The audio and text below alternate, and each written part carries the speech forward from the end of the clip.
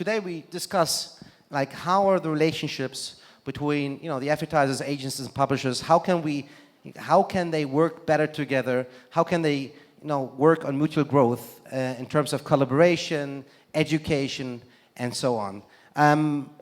I would advise to do a quick round of introductions, as quick as possible. We don't have much time. We start with you. Hi, I hoped on the last year I'm gonna get to speak last, but thank you for giving me that first word. I'm Aneta, I'm representing Softonic. We are a huge website with 100 million unique users, also 22 years old, yes, internet existed, 22 years old. And yes, I'm the sales director, I'm managing the direct sales in Softonic, and that's it. Hi, I'm Julia Smith. I'm the Director of Communications for Impact, and we're a SaaS platform that works with brands, works with publishers and agencies, delivering measurement, attribution, fraud prevention, and transparency. And I actually started working here in this industry 25 years ago, and that's where it's the 25-year anniversary since the first banner ad ran. So I'm very happy. Congratulations. I didn't produce the first ad, that was AT&T. That's an extra shot for you later. Okay, my name is Olga Mamay. I represent the biggest media group in Ukraine, Dentsu Aegis network. I'm working for digital media, it seems to me, more than 10 years, so I'm quite experienced. Now I'm responsible for integrated and partnership projects. This is the stack of technology and strategy. And I'm the Partnership and Convergence Director of the Dentsu Aegis Network Ukraine, and you will never remember it. So just remember that my name is Olga.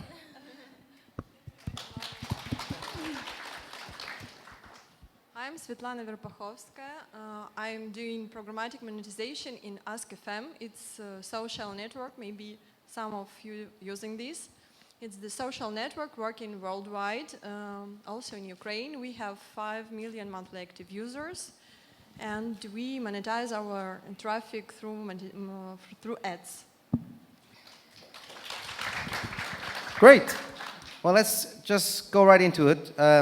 Olga, as the person from the buy side, and I'm from the buy side as well, the biggest agency network in the Ukraine, can you tell me, what are the requirements today for publishers in terms of a good collaboration? Definitely parties, for sure, celebrations, beer parties, and that's all. Actually, we have 3 points, the most important: transparency, verification, and it seems to be the most important one. Verification, transparency, and we should be sure that what we buy, it will be shown on the sites. Because the anti-fraud is very important. We work with international clients, and for them, blacklists and whitelists are not enough. So they are very concerned about their reputation risks. Interesting. It's interesting actually that you raised that about fraud. I just discovered today that there's a World Federation of Advertisers that said by 2025, the second largest income for criminals will be digital ad fraud behind drug trafficking, and $39 billion expected to go into fraud. So if we now need to action this, we can't be sitting here in a year's time and having this conversation, given the agencies want fraud-free, transparent inventory. The publishers want to ensure they're not the bad headline, and that their inventory is clean, and that they warrant higher CPMs by having brand-safe, hived-off inventory. And the answer is about technology. And technology is out there, and it's either, I work with, obviously, Forensic by Impact, but there's also ads.txt, there's OpenRTB 3.0, there's any number of solutions that you can use to ensure that. So it's great that you brought that up, because I think that's something we absolutely have to fight for. So who needs to be the driver in that? Because, as you said, the technology exists, and it's definitely cybercrime number one. But who needs to drive that then? So I'll give you an example. If you look at YouTube, a lot of the brands decided not to be on YouTube anymore. They all left in droves 18 months ago. And yet you're talking about 400 400,000 pieces of content uploaded every hour. There's 1.9 billion users on there. Don't avoid it. Use technology like the Channel Factory provides technology that you can use to ensure what you're buying is brand safe and fraud-free. There's any number of platforms provide that you can then use technology. So the same with somebody was presenting earlier, and we were talking, that was Mopub, and I said, well, whose responsibility? Is it the brands to turn it on? Or is it down to Mopub to do the checks and verification? Is it down to the publishers to look at their audience extension? Well, it's every one of those. There's just no excuse. You've been told. Oh, you just educated me.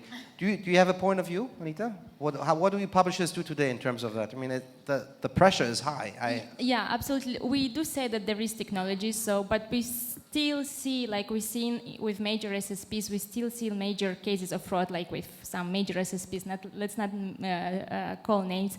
So for us as a publisher... Call a name is okay. But yeah, this is still happening. So as you say, it's something to be...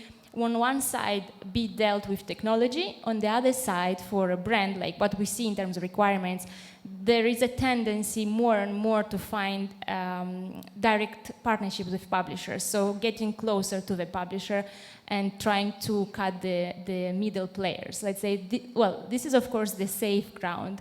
And this is something that we see on our side, feedback from the market. They would be, okay, in order to assure our brand safety, we would go to establish direct relationships as much as possible with publishers, because this is how they can basically fight this in a way. Anything to add, or you agree? It's the same for us, because I fully agree with this scheme that you need to make this link shorter from publisher to advertiser, and you need to have ability to communicate. And as a publisher, it's very important to have the feedback from someone who gets your traffic. So if there is some issues with fraud or something like that, you always need to get the feedback and to be ready to fix, to react, to analyze what is the reason of some audience performing better and for some audience performing weaker. I have a point to say.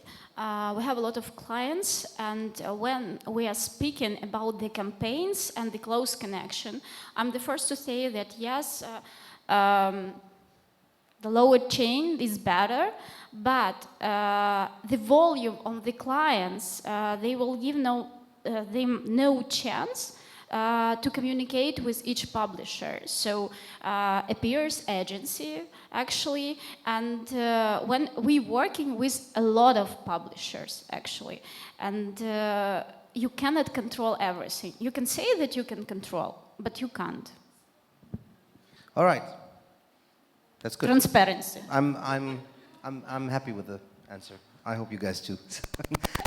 Now let's go to the next topic. In your world or in our world, when we talk about formats, right? What's the most effective format? What's the most cost-effective format with the biggest impact? Julia, what ad formats are the most cost-effective and most preferable? So I mentioned the very first ad that ran 25 years ago, which was AT&T, and it was a brilliant one because it just said, click here.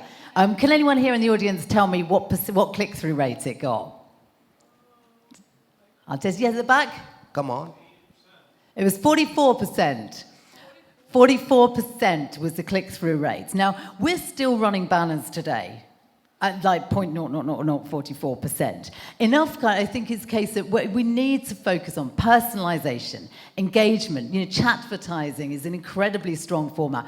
Payment-based advertising, things that look about understanding who your user is and who the audience is and being able to create advertising around that. Let's not forget that there's 1 billion users have downloaded ad blockers at a cost of, I think it's £35 billion to the industry. We've got to turn this around.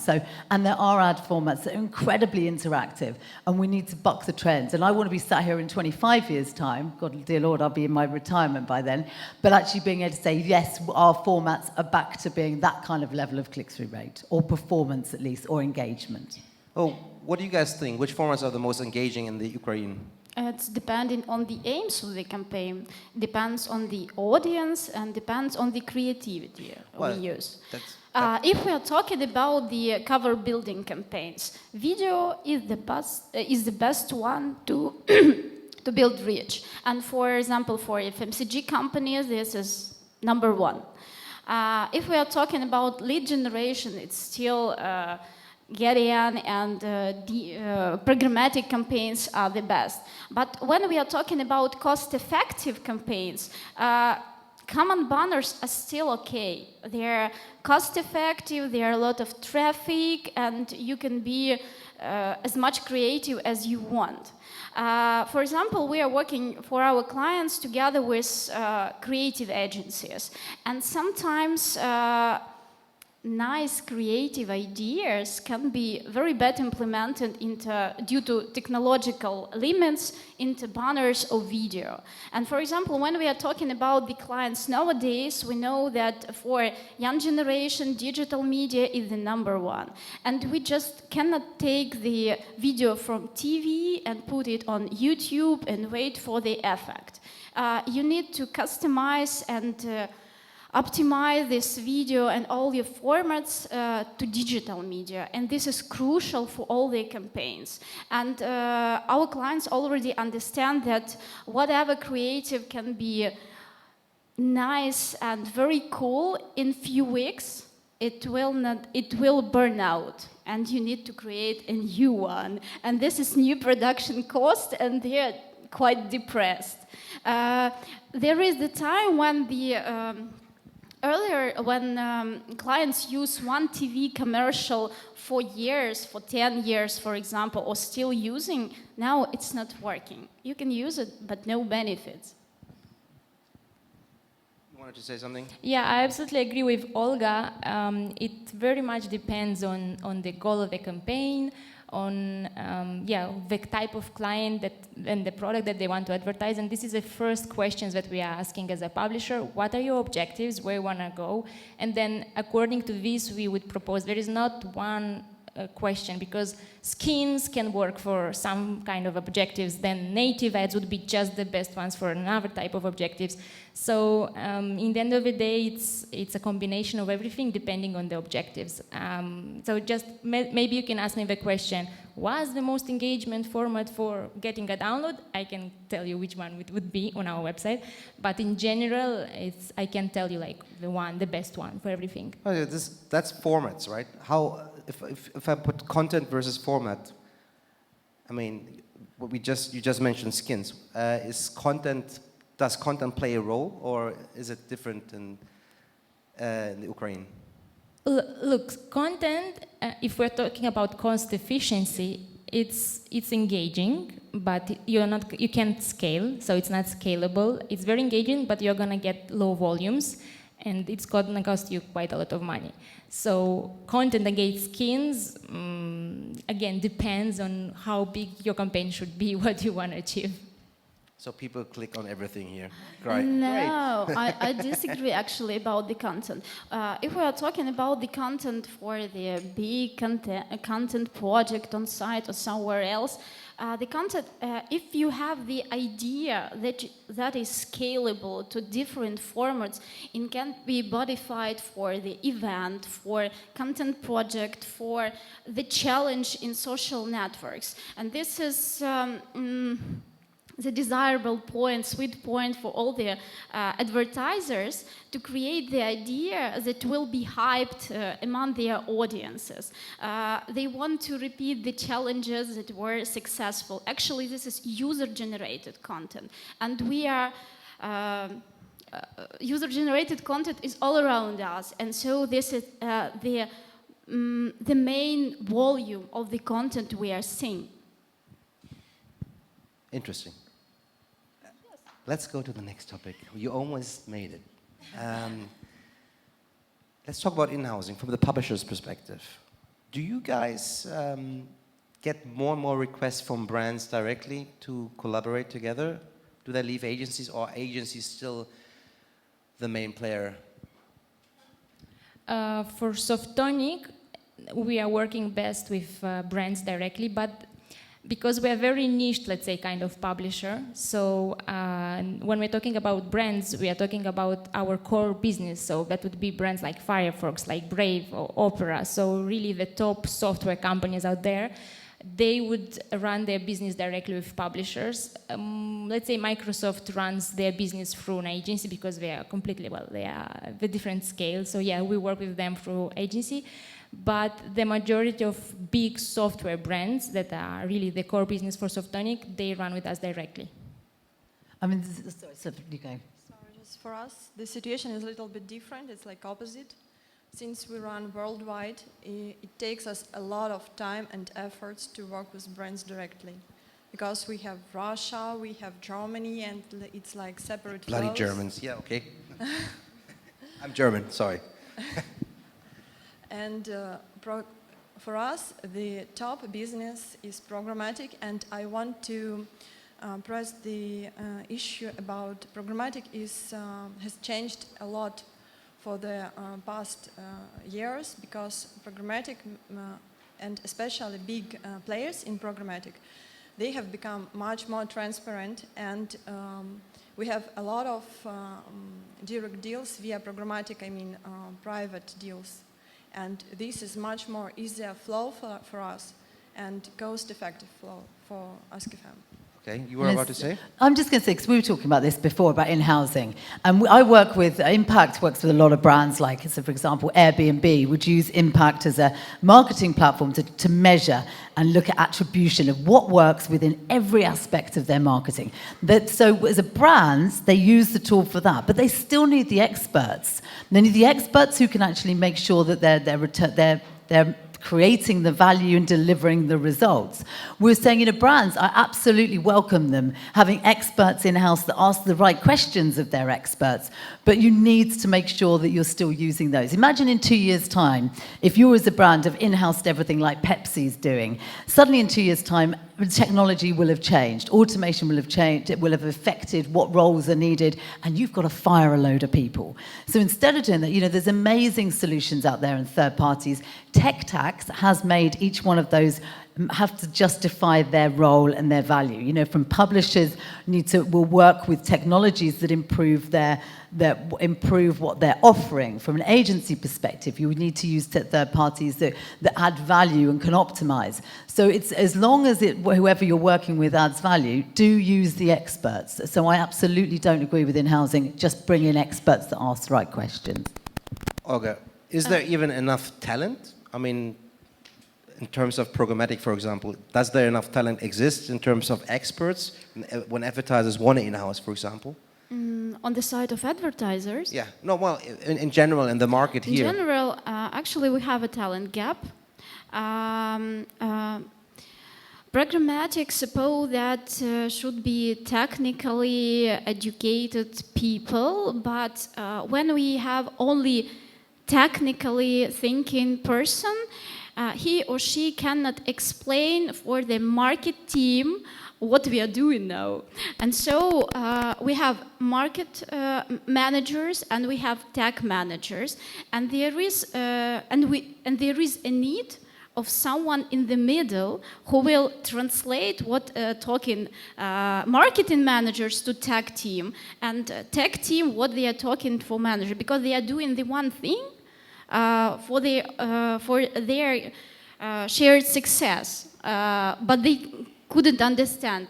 For example, in our group, working more than 400 people, and now we are saying that Generation Z is not impressed by the thing that they need to work in office or do routine works, or they come to us and say, I know everything, I read internet and I can search in Google, and so I have a master's degree in international management or something like this, and we say, that's great, that's nice, we have a lot of work for you.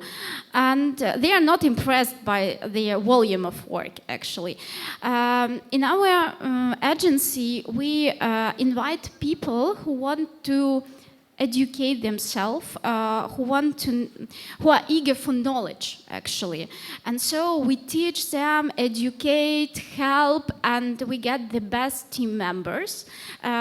It's quite expensive to buy middle management or top management for the teams, and so it's better to educate and grow up own specialists. Do consultancies steal talent here? I mean, how strong are consultancies here in your country? You want me to say this? Yes. Well, everybody can say Go it. on, Olga. Punch, it's okay. No, go ahead. Publishers. No, consultancies. Consultancies, it's very bad for the market. I will explain. The consultancy agencies, companies, they are collecting data and information across the market because they evaluate the agency work and our buying capabilities, whether the price is great. So they collect data across the market, so they have all the knowledge. And when they collect them, they came to clients and say, oh, you know, I can consult. I have the expertise in this.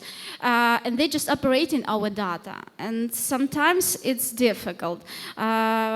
Happily, in our work, we haven't met such cases, but we heard a lot. And advertising sphere, actually media agencies, they are quite afraid that the audit companies, the consultancies, they will take their part of pie, and we will have nothing to eat, you know. Do you guys have that problem as well? I mean, like consultancies can pick anybody from the business, right? An expert is an expert, if it's buy or sell, so it doesn't matter. I think that consultants can bring value. They can bring very valuable knowledge. For us as a publisher, we didn't really use a lot of consultancy to set up our indirect programmatic, basically sales, because of course 70% of our inventory goes to indirect, and somehow we figured it out in-house. We did have a consultant one time, I remember, to bring in additional knowledge, but there was no added value, so it seems like our guys did a good job. And in terms, like going back to thinking a little bit about the talent gap, as Olga was saying, it's a matter of translating the acronyms. I think that in programmatic you still need the relationship, even though we are gonna in the end probably end up all the buying will be happening through programmatic, it's still gonna be operated by people. And this is something that right now industry needs to understand in terms of finding talent. That you still need, you know, the business consultant behind that. It's not going to be just somebody that operates very well technicalities. It's still going to be, you know, the salespeople just knowing a little bit better the translations. So it's educating a bit the current sales team that you have into, you know, the way of how you can sell and buy. So I don't see like they're going to be new university just, you know, to train somebody doing it programmatically. I think that the existing talent just will acquire these acronyms a little bit better and adjust to that, you know. And if we are talking about the consultancy, if any expert we ask to help us, definitely we work with them. And according to publishers, we do not call them suppliers, we call them partners, because we're doing the one thing for the success of all of us: advertiser, publisher, our partner, and media agency. So we are aimed at partnership, collaboration, and all this stuff. This is very important because when you have different aims, different goals, you will never get the success. Only partnership. Partnerships, okay. Well, look, so where do you see the business in 5 years then? I mean, like if you have a talent gap, consultancies are very aggressive. What do you think is going to happen? Do you know what? I think it's going to be a bit like the renewal of marriage vows between publishers and agencies and brands. And I think there's also going to be more of getting technology and creative to talk and be in the same room. Yeah. And that goes from both publishers and agencies and brands. I think there's going to be that renewal of saying, and then also digital transformation and looking at restructuring based on what is around at that time, what's right for that time. Restructuring is a good point. I mean, like, do you think that agencies and publishers need to invest differently into talent in terms of, let's face it, they're not the best paid jobs when you enter the agency. they had to, and they already do this. For example, we have a number of educational programs, challengers, summer camps for students, even for pupils from schools, to educate them, to help them to choose their profession and to tell about our work. Because they think that Begbeder in 99 francs describe correctly. And so we invite them to the agencies. We have the agency day, they have the camps, they have the discussions with experts, they make different tests, exams, and get the certificates. Also, we collaborate together with our clients and the students. They prepare cases, real cases for our clients, and this is incredible, believe me, because waiting for the talent that they will find, you need to find the talent. This is your need, and we are doing. Great, good. It's a great outlook. I think everybody is tired, so we're just going to ask some quick questions which are not related to the business. I'm sorry, you have to do it. It's going to be fun. I love this quick fire round. This is so much fun. Olga, tell me, when you're in a client lunch, would you stay sober or get drunk? Sorry. You've got to answer quickly. Come on, quickly. Depends on the client. Get drunk. Depends on the audience, on the campaign, on the goals. All right, Julia, which was the worst presentation today? Were yours? Obviously, no, there were none actually. They were all fantastic. Well done to EPOM for putting on a great event, by the way. Svetlana, which exchange is the most safe? You don't have to comment. I wouldn't comment. I'd say index exchange is the most safe, but don't ask me the least safe. Oh, he's crying in the back. Good. All right. Will the UK leave the EU? Aneta? No. All right. Actually, we're done. Thank you. Thank you.